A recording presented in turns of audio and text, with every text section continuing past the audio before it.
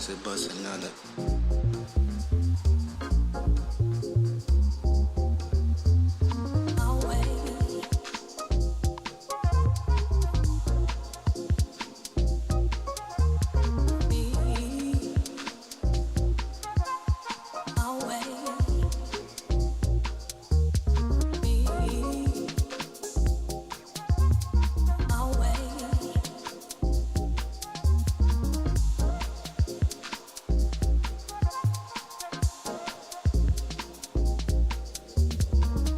Face it, bust another.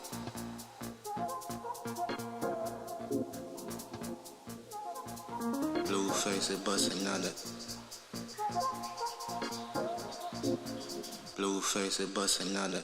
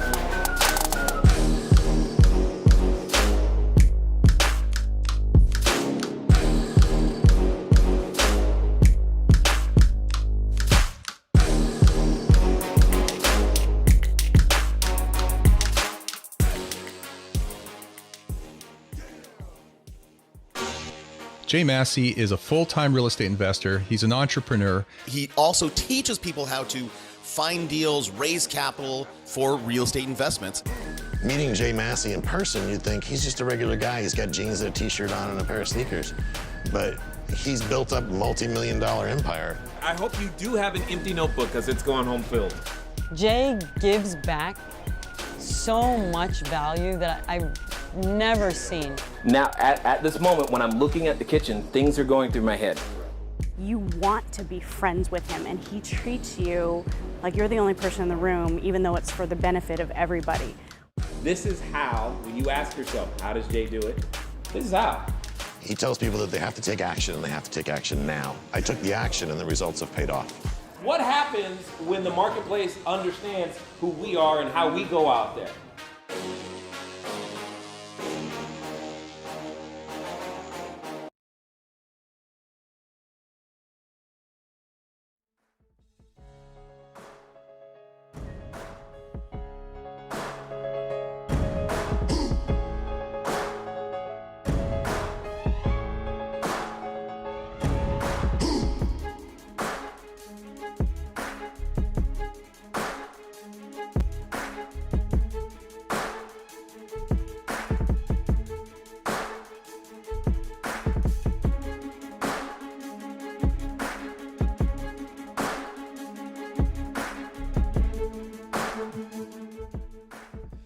How you guys doing? Hopefully things are going well. I know for me today anyway, especially right now, I feel a little out of sorts. It's like I'm trying to remember what buttons am I supposed to press and how exactly does this work again? Anyway, I see a number of you in the chat. As always, please feel free to say hello. I see you out there, Renette. I also see you out there, Quentin. Thanks for taking the time to be here. For those of you who may be here for the first time, my name is Jay. Welcome, CEO of CashFlowDiary. What we do is we help individuals become bigger, better, badder, short-term rental operators. We help you build cash flow, I guess is the best way of saying it. We help you do that. That is like our stated intent. That's what we are here to do. What does that mean? That means there's usually a lot of skills. There's usually a lot of things that you and I must learn in order to first own assets, build assets, even knowing what an asset is, and then getting to the point where we turn that asset into cash flow. So that is what we do. We document that process. We share it with everyone. And we've had the privilege of, well, doing this successfully now for a number of years. And I think that's why a number of you continue to come back. So I definitely appreciate that. Hello, Donald, I think it is. How are you? I hope all is well. Donald, all is not well. I have been learning the joy. So for if you saw on Facebook, some of you know exactly where I'm going with this. I've been learning the definition of what sciatic pain means and feels like. I have never experienced this before until now, and wow. So yeah, this is actually my first time. This will be the longest of me standing, by the way, since maybe, I don't know, it's been a while. Been a few days now, so we'll see how this goes. So if you see me like wince or suddenly scream or possibly faint, it's simply because I'm working through it, trying to, for lack of a better way of putting it, getting back to normal. So all is not well at this moment, but all will be well, I believe. So we'll just kind of go from there. All right. Now, for those of you here for the first time, do me a favor, go ahead and type a new in the chat, NEW, so that we can just say hey, because that's something that's important to us. We always want to know that you guys are out there, that you're listening, that you're watching, and that it's your first time, because we want to make sure that you have an opportunity to get some relevant information as it relates to building cash flow, specifically with real estate, and even more specifically than that, in the short-term rental world. Now, with that being said, on Tuesdays, what we like to do is what I like to do is that I like to go through and give you guys kind of, we'll call it an industry update of sorts. And we use various sources to do it. One of our major sources is Skift, as in skift.com. They are a research company.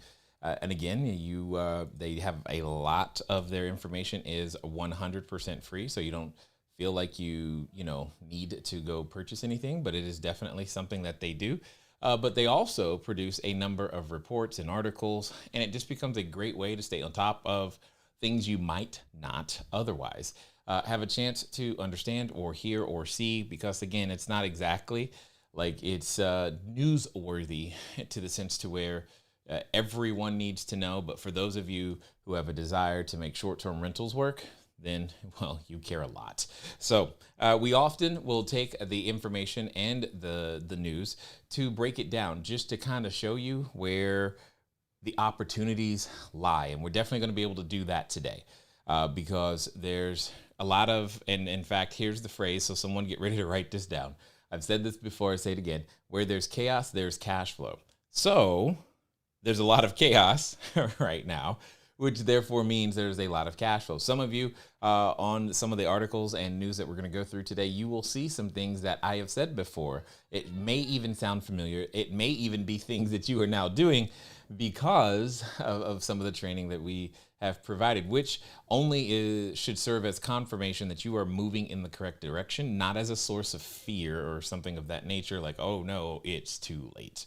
So, as has been said before, absolutely love the industry, love what is possible for you and I, because it has taken technology colliding with real estate and all of these things to create the opportunity that we talk about. Now, a number of people, you may be more familiar with it as an Airbnb business, but we all know we don't have an Airbnb business. We have a short-term rental business, okay? And there's a strong reason that we say it, and we say it that way. But for those of you who know, you already know, right? You get the idea. So what I want to do is we're going to go through the news, as you say, or as they say. I'm going to give you a quick update for those of you who are watching along. Type your questions in the chat. For the most part, unless you're inside one of our Facebook groups, your questions will be right over here, so I should be able to see them. But if you're in one of our Facebook groups, it may take me a moment, but we will get to it, okay? So just know that. Nonetheless, though, just type your question in, and we will do our best as we continue to go through everything that indeed is going on. So let's talk about a number of things, one of them being Amazon. You're like, wait, what? Right? Amazon, of all people, the idea of Amazon getting into anything that is related to anything I'm doing can sometimes be nerve-wracking. Right? Simply because we'll call him the Bezos, is out there planning, looking for how can they, for lack of a better way of putting it, take it over, right? That it is something that they do. Let's just put it this way. It is something that they do. Now, this is one of those articles. I don't think I logged in. Did I? Let me go back. Yeah. So let me go log in. And hopefully we'll be able to get to... I just clicked the wrong thing. Let's go back. Skift.com. There we go. And then I lost the article. Anyway, that was one of the articles that I was mentioning, that not everything that they have was necessarily complimentary, but nonetheless, my entire point around this particular article was simply the idea in your head. What does that mean to you when you hear Amazon is coming into an industry or something that you might be also doing? What does that, what is that, how does that make you feel? How do you respond just to that headline? Not even the information in the article, but just to that headline. Because one of the number one challenges that we have identified in working with individuals and helping them become entrepreneurs is we can have a belief such that, hey, when I feel this, that means, this. Like, you've equated it. Maybe when I feel afraid, that means run. And that's fine. There are times where feeling afraid means run.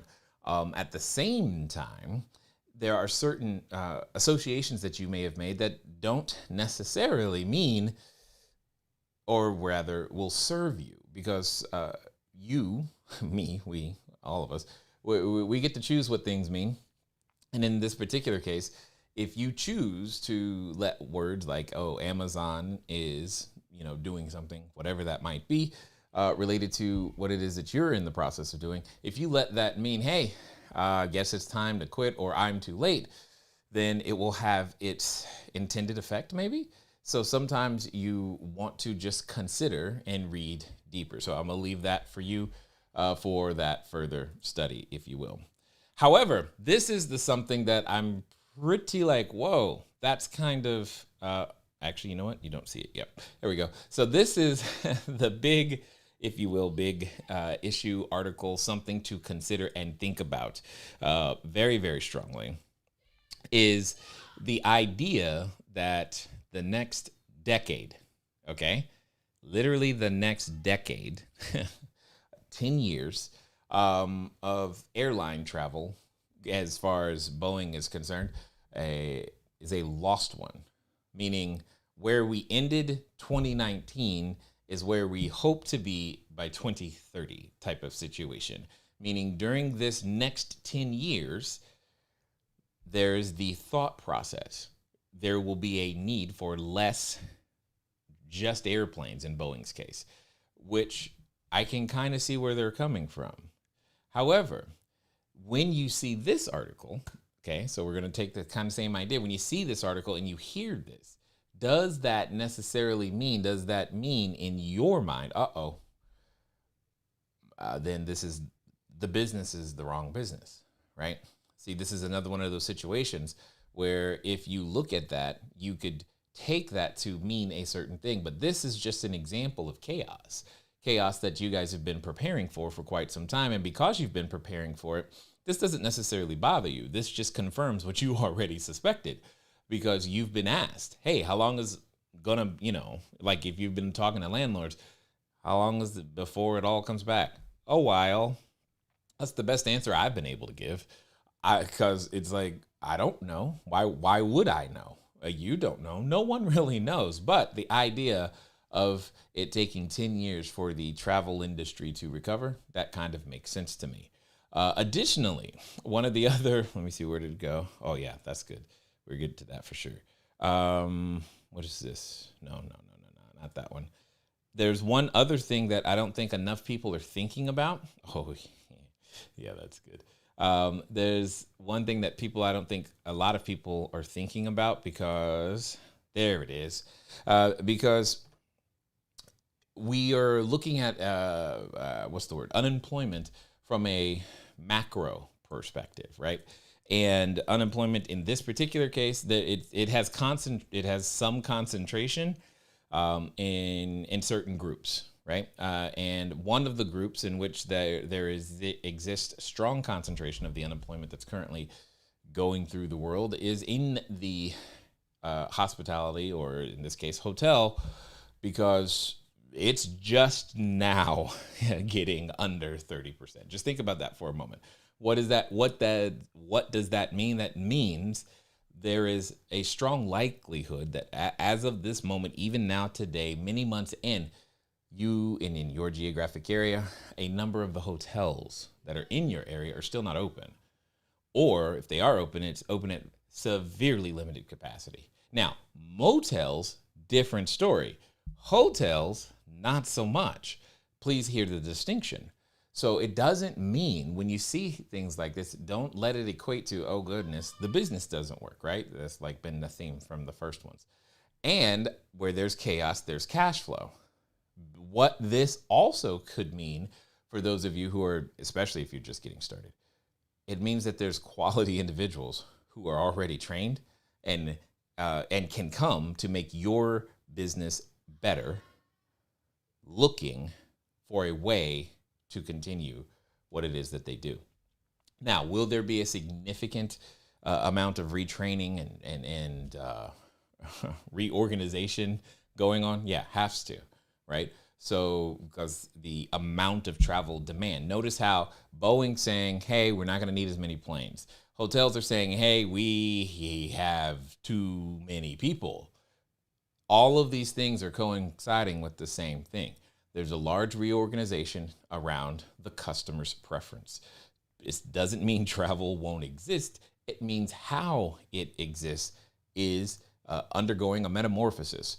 And there's a strong indication, if you saw the session we did either last week or the week before, we talked about how there's been a 300% increase specifically in what we do, which means that there will still be opportunities in the hospitality industry, just not as many or not in the same way, because we still need to clean and to sanitize and to disinfect. And if you haven't yet learned even the basic difference between those three things, please start studying that one now, because that's table stakes. That is the minimum of what is necessary to get in.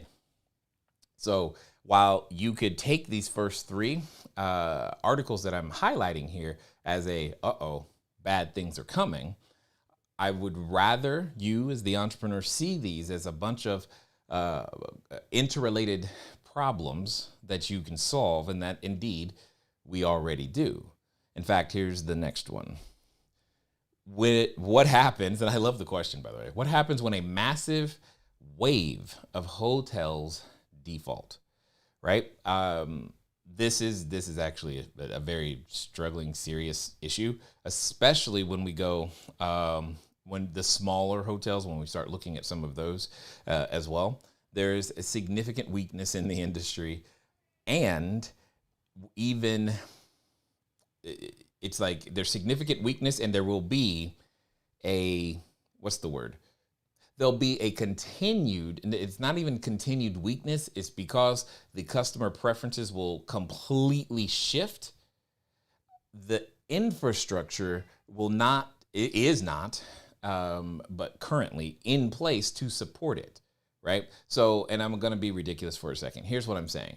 Right here, the hotels that have been built, they've been built with a certain use in mind that was acceptable, right, for a time. And because how we use, well, everything, but specifically in this case, real estate, is undergoing a change, until the real estate changes to meet the way the customer wants to use it, it is not the highest and best use. You've heard that phrase before. So the highest and best use of the way hotels and offices and commercial retail and all of these things were done before has to be rethought through. And then once it's rethought through, then it has to be reconstructed for all intents and purposes, which means the way things look today can't stay that way. But if you also heard or read or in between those lines, here's what you should hear. Well, if all of that has to change and nobody knows what it is, then that means if I get in there and I'm the one who helps it change, or I'm the one who comes up with a way to change it, or if I'm the one who ushers people through the change, there's opportunity. That's exactly what I'm saying. There's an immense opportunity, and it is probably going to be here for a while, because there's a lot of hotels, there's a lot of real estate that has to change completely over. In fact, if you give a random call to an architecture company, especially right now, you'll find that they're busy. They're busy because they have to redesign everything to make it now, quote unquote, acceptable, because the awareness of everything that has happened, that doesn't just go away with someone declaring it over.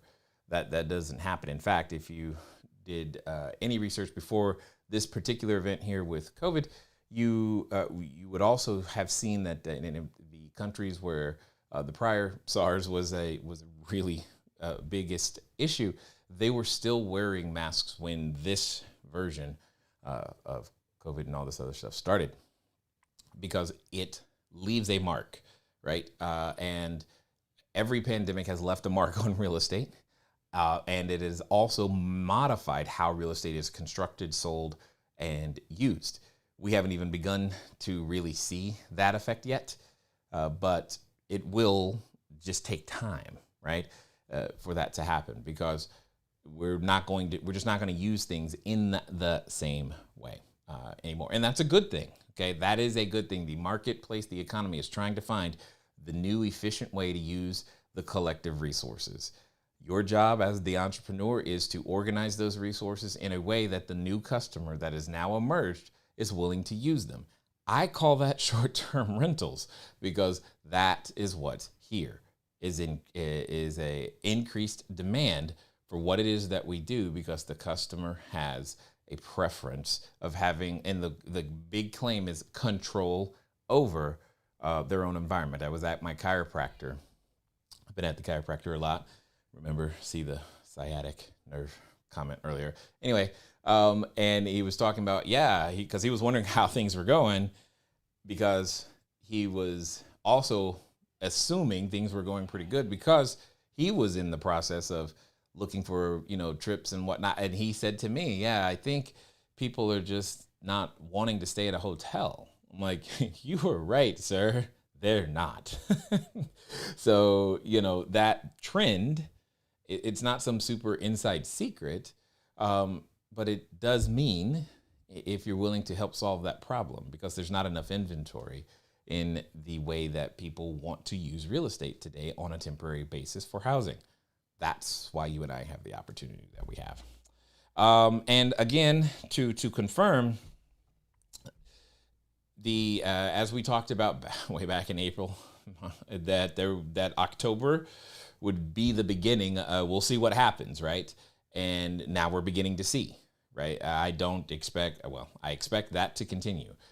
There to be more furloughs, more layoffs, more of these things. I'll call it for the remainder of the month at least, because the CEOs were prevented from doing what they wanted to do earlier, right? And then if you also remember, I believe it is specifically Delta, who was talking about how many more pilots they have than they actually need, and how they could foresee a time such that even into next year, they will still be reducing the number of staff that they have. So understand what I'm saying. I'm saying that there's a lot of individuals who are highly skilled, highly trained, already in the industry in various different ways. Those skill sets aren't going to suddenly be useless. However, they may need to be modified.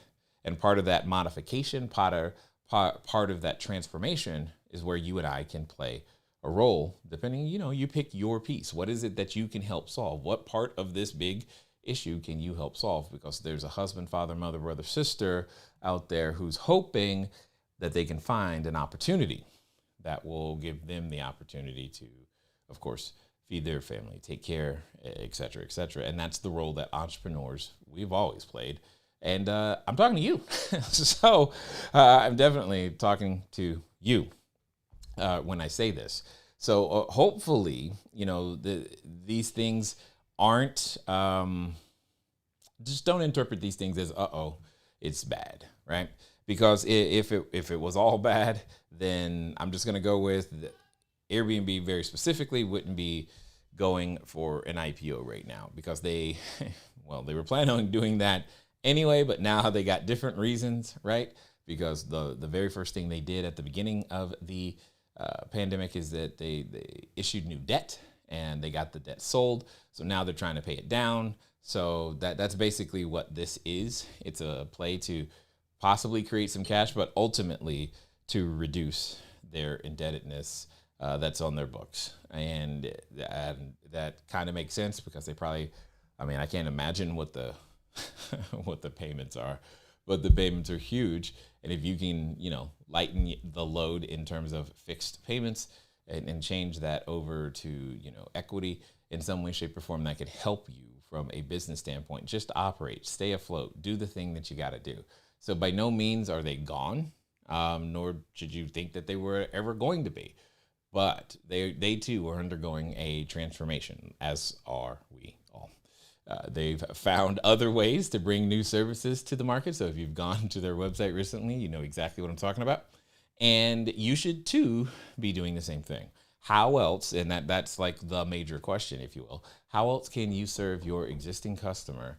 What else could you possibly give them such that you don't need as high a volume, but at the same time, you're not doing something completely, totally different? What is your existing customer currently in need of that you could just add to what it is that you're doing? Because then likely you're not paying another acquisition fee, if you will, customer acquisition fee. And because you're not paying that customer acquisition fee, you typically can put yourself in a situation in which, well, now you got something to talk about, right? You got some money going straight to the bottom line that's going to be of a higher profit in nature, which again gives you what you need to make it through. So wanted to make sure that we took some time to go through some of the items that are in the news, the things that are indefinitely happening. And what I'll do now is I'll turn my attention to the questions that I can see. I'm going to go look inside the Facebook groups, make sure, because I'm pretty sure I've missed a few there. And then, once I've gotten through the questions or whatnot, then we will kind of be done. All right, so let's pull that up and then pull this one up. And boom, there we go.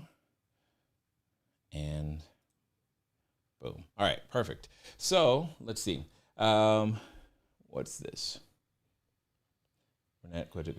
Got it. Quentin, yes. I'm in the, what's that? I'm in the right business, but also major competition. I hear where you're coming from, Quentin. I strongly disagree with part of it mostly because there's such a severe lack of inventory, right? Yes, the customer has a choice, but it's not such that there are too many choices. This isn't like the Cheesecake Factory menu. For those of you who've been there, you know exactly what I'm talking about. The Cheesecake Factory menu is burdened, overly so, with too much choice. And I think for the most part, that's not what we're dealing with. My entire point in sharing a lot of these things is, yes, to illustrate that now is definitely a great time. But more importantly, there are some people who are looking for a new thing to do or wondering, is it too late or did I miss it? Or, gee, I wish I had 12 of them now. And then that's good, but start now because it's not like it's too late. So, and especially if you were here pre-COVID, then, you probably see that already. But for those that are there, but I would not yet, I think we're so far from the competition standpoint, the thing that, we got a long way to go. I saw something else. Let's see. Oh, look at this, Mr. Chris. I have actually, okay, I am so glad you're here, Chris. In fact, I'm wondering if Carly's watching too. Anyway, Chris, if it's okay, I'm going to have my assistant, Carly, reach out to you, all right? Because as I was telling everyone else earlier, and I'm going to answer your question, but as I was telling everyone else earlier, one of the things to do is to add additional services to your existing customer. And I wanted to catch up with you regarding your driving services, partially because we have also decided to add vehicles. Now, we're not adding drivers, but we're adding vehicles to the offering as well, because we know that our customer already has that. And if somehow, I think there's possible synergy between what we're doing and what you already do. So I was going to have her reach out. Now, to your question, what areas are good? What areas are good to buy 2 to 4 units? Got it. So Chris, it's very clear. The number one thing to consider is, who is it that you want to serve? That's what's going to determine everything. For example, if I wanted to serve a person who was looking to have an underwater alligator experience, then clearly I would need to be where there are alligators, which is not California. So that's really what it comes down to, is thinking about the person first, because yes, real estate's important, but what's more important is the experience the person is going to have at your piece of real estate, which is to say that while yes, if you are real estate trained, location is the thing that you want first and foremost and all that stuff. That's not so much the case here. It's not even a structure. You just need a plot of land, right? I have seen, and I think many of us have seen all the crazy stuff in the news, the missile silos, the taxi cabs, the houses in the middle of the desert, and a campfire with covered wagons. Those things can be put nearly anywhere. In fact, one of the greatest places for those out in the Los Angeles area or any urban area where you can do what are known as ADUs, additional dwelling units, is to put one of those tiny houses in your backyard. So all of those things can and do make great sense, but First, it's who is it that you wish to serve? Once you understand the demographics and psychographics of that, that will then answer the other questions. And here's another way of looking at it. If you said to me, hey, Jay, I want to serve families who are traveling with small kids, I was also, though, thinking about a studio in the middle of the city of industry, I would question that choice. Does that make sense? Now, that's not to say that a studio in the middle of the city of industry won't work. It's just to say that it wouldn't work for that person. But if you go make the real estate choice first, you end up inverting it and hoping to scramble and find a person who you don't know. It's easier to do it this way. We've proven more success by defining who it is that you need to who you want, keywords, want to serve first. So hopefully that helps. And then, hey, we'll catch up in a moment. Oh, yes. Oh, look, my wife's here and she's tagging Karen. Oh, Karen must have had a question. It's okay, bring it. I don't see it yet. So if she's there, Karen, if you got a question, now is a good time to get it because we're going to be done here really, really soon. Let me see. Where to go? I'm just checking through I think we're streaming in like 6 or 7 different places today. So sometimes it can get a little challenging to keep track of where all the people are and what you guys are typing and or saying, or just sifting through the parts that I'm actually supposed to respond to versus you guys talking to each other. So it's all good. Anyway, if you have a question, go ahead and type it in the chat. Nonetheless, for those of you who are here for the first time, hopefully information like this has been helpful to you. At CashFlowDiary, it's what we do. We literally exist to help you become better, to help you build your business, to help you understand how to build an asset. You may have woken up thinking, I want to pay less in taxes, or how am I ever going to retire and pay for the kids to go to school and all this other stuff. Those may have been the questions, the problems, the things that are stressing you right now. And we were given the fortune, my wife and I were given the fortune of finding out that building assets and then turning those assets into income were the way to make most of those things, or to be able to address many of those things. And because it's a skill set, it can be taught. Therefore, it's good. Nonetheless, that's what we do. And we do our best to go live to help individuals understand, to build, and to believe that they can do it.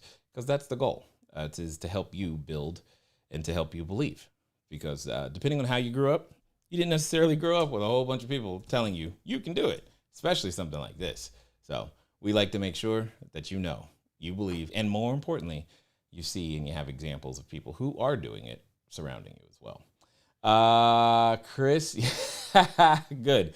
Excellent, Chris. I'm glad you heard that. Then we will definitely make sure that she reaches out here shortly. Anyway, ladies, see, there it goes. That was one right there. Sciatic pain ain't no joke. Woo! Anyway, thank you for taking the time, ladies and gentlemen, for hanging out with us today, because at the end of the day, it is simple, repeated actions done consistently. That is how you become that overnight success. And a repeated, simple action could just be paying attention, hearing the voice, and most importantly, taking the information and using it. Ladies and gentlemen, it's been fun talking to you guys today. I look forward to talking to you soon. Until next time.